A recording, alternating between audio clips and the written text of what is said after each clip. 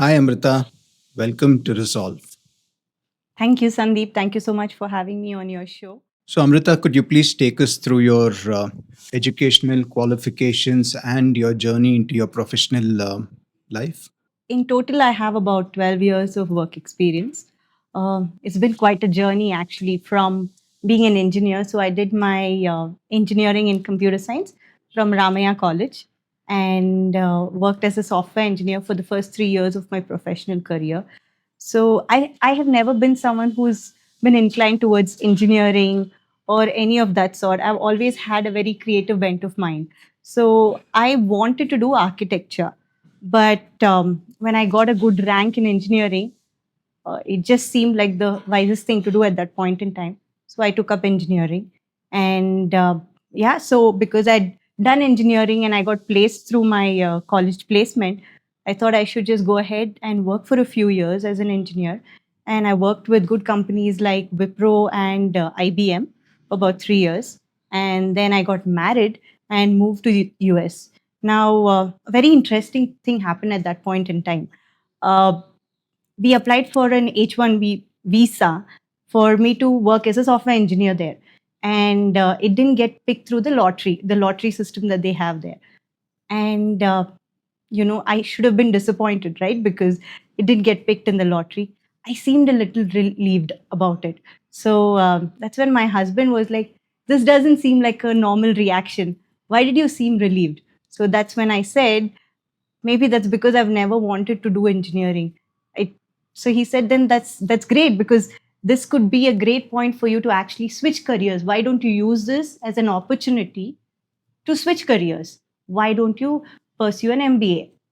I had never thought of studying further and gave it a thought. It seemed like a good idea. So yeah, I quickly got some books from the library and prepared for my GMAT. Within a month, I wrote my GMAT, got a decent score, and got into a very good university. So I went to Purdue University in the US and did my master's in marketing there. That was my turning point. I knew that here I had finally gotten into something that I will enjoy doing because there's a fair bit of analysis that comes from my background as an engineer, and then there was this creativity that have always had within me that I could explore through marketing careers. And that's when my marketing career started. And it's been about 8 years of marketing experience. And I work right now with Bangalore Airport as the marketing operations lead, also take care of branding for them. Wonderful. Thank you, Amrita. So, I have two follow up questions. The Indian dream is to find a job in the IT sector. Was it an easy decision to let go of an opportunity? And considering the names that you said, the organizations that you'd worked for, was it an easy decision to make? So, like I said earlier, engineering was never my calling, but I was happy that I did it because I made my parents proud. Like every other Indian girl, I was pretty happy to see that my parents found pride in the fact that I worked with good names, right? In the IT industry, and there and after some time, I think you get used to something. Like 3.5 years of working in the IT industry, I started getting comfortable, and I got over that fear of engineering. Am I the right fit? That kind of thing, because I was doing fairly well. Um, but you know, like I said, I had never dreamt of changing my career after that. But that whole point where my husband said there was that hesitance in you, there seems to be that relief that you didn't get through, this means something. So that is when I realized maybe I'm just holding on to something. It is okay to switch careers, it is okay to go and explore something. And it was never too late. I was about 26 years back then, so it wasn't too late. So I thought, why not jump on this opportunity. So you mentioned it was close to 3 or 3.5 years when you decided to switch careers. What were some of the challenges internally? Did you have to face any fears? Were there doubts? Right. I mean, of course, I was in a new country. Never dreamt of doing an MBA or management, right? That was never something that had come to my mind. So there were a lot of apprehensions. I was wondering if that was exactly what I wanted to do. It involved a lot of money going into the education.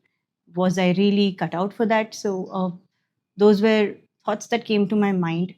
But when I think it's important to have that support from people around you, and I was fortunate to get that from my family. My husband was there saying, doesn't matter, we'll see what comes out of the exam that you write. That would be a good indicator of whether you're cut out for it. So I took one step at a time. So I said, okay, let's focus, let's start studying for the entrance exam, that is GMAT, and then we'll see if I'm able to do well. Then maybe I didn't know that there was this strength within me. Okay, so from what you've said, I understand it's important to actually plan things through. So, can you take us through that, taking it one step at a time? Was it a conscious decision or did you just go with the flow? See, I'm a person who actually goes with the flow. I don't plan too much. And in fact, this incident helped me understand that sometimes you can't plan everything. It's better to go with the flow, but then take one step at a time and see if it's working out. Because when you get overwhelmed with too many decisions to make, when you're looking at something as a long term thing, when you're saying, the next 10 years, do I want to do this? Does it really make sense? It's very overwhelming. For at least for a person like me, it's overwhelming to look at what can happen, what may not happen. And so I just take one step at a time. And I think today, with uh, you know evolving changes in most of our industries, it's important that we need to be adaptable to change. It's impossible to plan for the next 5-10 years, going with how things are changing all around you.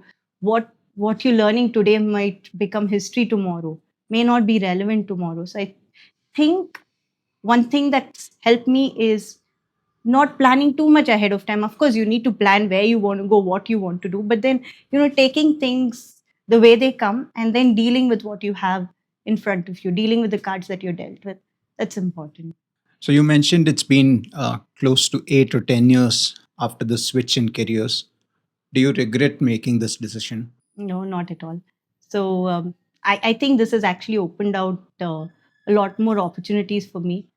Um you will never know. I don't know what my life would have been as a senior software engineer in that industry, right?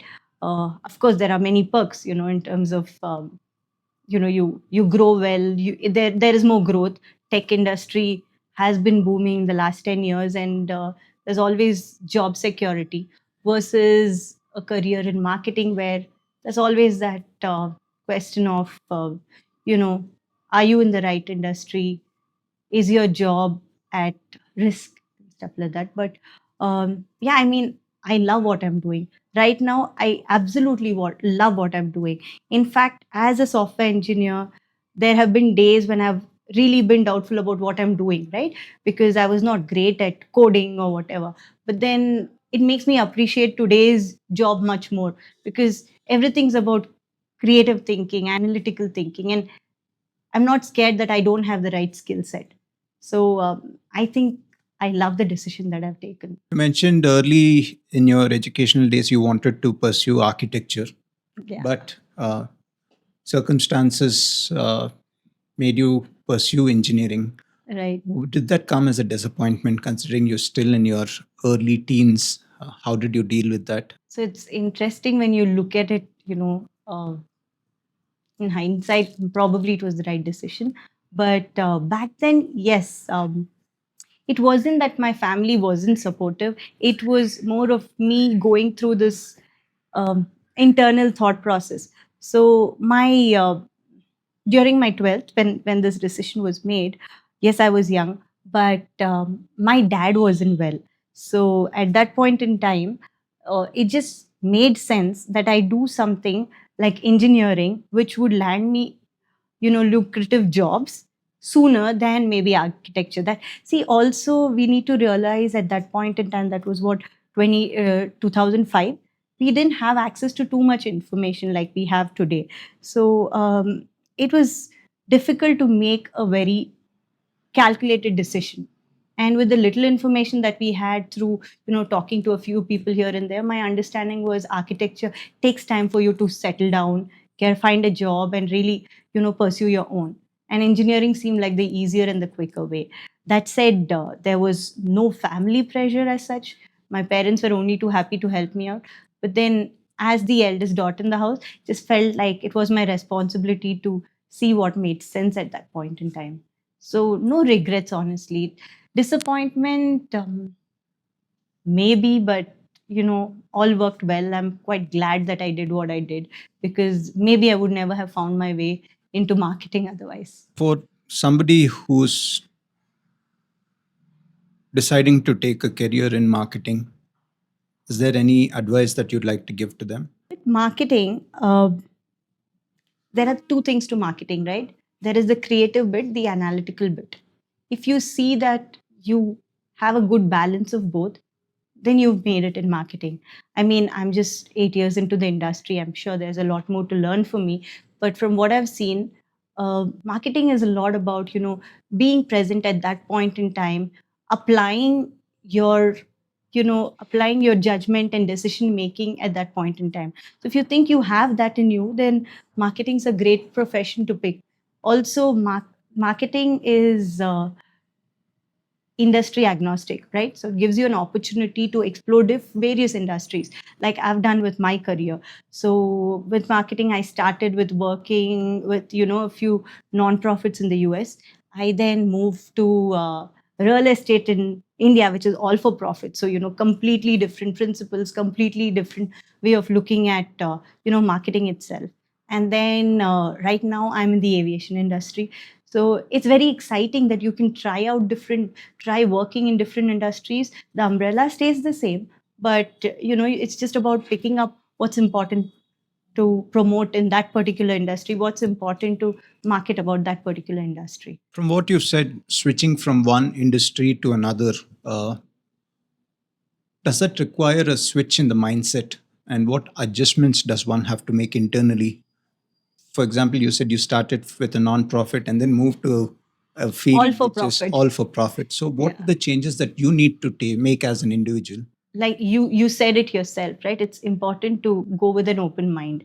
It's important to have that risk taking appetite, right? You should be ready to explore something. You should be ready to learn things. It's important to tell yourself it's okay, it's the first day. Maybe you've done really well in your previous organization, but the very fact that you decided to change industry, you're again a newcomer. So it's important to you know accept that it's okay to be a newcomer, ask questions to people probably junior to you, so that you learn the ins and outs of that particular industry. And that's when the magic begins also. And I honestly think by switching industries, one advantage is that you look at things with a new pair of eyes, right? So that helps a lot of companies. The reason they look for somebody from a non-industry background is also that you're able to think more creatively, you're able to think out of the box, and that's what is expected out of marketers, right? So that's a great advantage, and I love being in that position where I'm new and I think of something very differently from what others have been looking at. It could be a blind spot for a lot of people, but then you just look at it from an outsider perspective and you have a new perspective, and that idea really takes off. Okay. So, one of the things that you just mentioned was the willingness to take advice or guidance from juniors. Hmm. Does that come easy considering the ego? That's where you have to keep your mind open, right? So for example, the current job that I'm at, I have my teammates reporting to me who've been in the industry for about 13 years and 10 years or so, the aviation industry. They know everything about it. Like they've played different roles. They've been in operations, they've been been cabin crew, they've been everywhere. So they know everything about it. So it's initially a little intimidating. You go in and then you're supposed to, uh, you're supposed to give instructions to these people and get the team working on things, and you don't know it as much as they do. So it's important to embrace the fact that this is teamwork. At the end of the day, you're working towards a common goal. So it's okay if an idea comes from somebody else, right? At the end of the day, you need to try and understand how things are working and bring in your marketing lens and try to see if that makes sense, right? That's how I've been working with them. I'm still pretty new, 1.5 years into the aviation industry. A lot of things I don't know that they probably know. So it's important to just let go that ego and be confident that despite not knowing about the industry, you're bringing in something. You're hired there because you have something in you and you're bringing in some value. So bring that value rather than focusing on they are teaching me this, they are teaching me something else. Maybe they teach you about the industry and I teach them about marketing, right? So it's important to keep an open mind. To paraphrase what you've said, is the importance of working as a team. Yeah. When you're new, is it easy to actually start building this trust, this understanding within the team, or what kind of work and effort does one have to put into this? Right. So with me, what I do is I I honestly think it's a little bit of what their professional background is, and it's a little bit of what your team's, mindset is. Right. It's important to take the first few days to understand what kind of people you have in your team as well.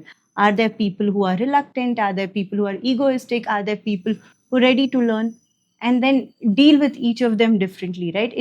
If I sense that there's somebody who's much older than me and doesn't feel great taking instructions from me or leaning on me for decision making, it's important to play that emotional game also in a certain way. You know, give them make them feel like they're winning something as well. you know Make them heard. It's important. The end of the day, I may say I don't have an ego learning from somebody, but do they feel the same way about working with me, right? That's also important in teamwork. It's not just about me portraying this whole feeling of I'm ready to learn. You need to bring that out of your teammates as well. So understand what their mental makeup is and try and play your cards accordingly. If there is something that's affecting their ego, then go easy on that.